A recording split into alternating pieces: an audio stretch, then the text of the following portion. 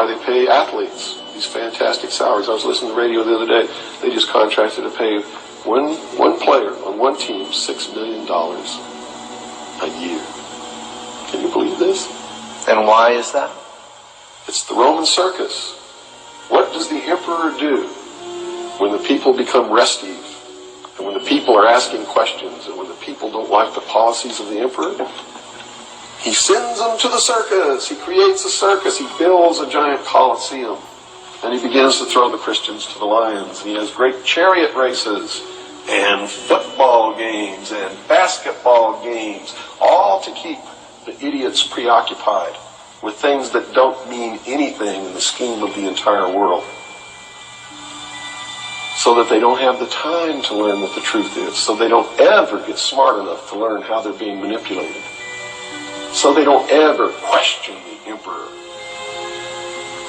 That's why they pay a player on a football team or a baseball team $1 million or $2 million or $3 million a year. It is the Roman circus. I know men who don't know anything in the world except who plays third base for the Mets. And they think that's a great accomplishment. And they meet and pat each other on the back and bond and go have cocktails and talk about what this guy that plays third base for the Mets did in last night's game. It's sad. It's really sad. Is there any room in a kind of society where these manipulations are not taking place for this type of entertainment or any type of entertainment at all? If people understand that a game is a game, football's a game.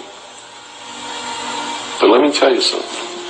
When 150 of the most powerful men and women in the world can meet in secret in Baden-Baden, Germany, and plot the fate of billions, and nobody even cares about it, but 6 football players go to lunch together, and it's in the headlines across the country, you have a reflection of the society in which that exists.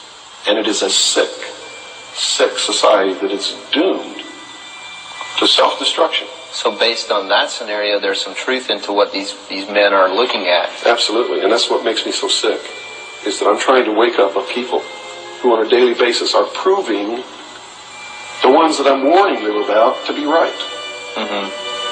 Well, so that even though a minority, there are people out there that you recognize are awake to this, if they don't do something about it, they will lose that ability to be free in that way. That's correct. Whether they might think, well, I don't need to worry about it because I know what I know and I'm fine. That's It doesn't work that way. There's a connection here to everything. That is correct.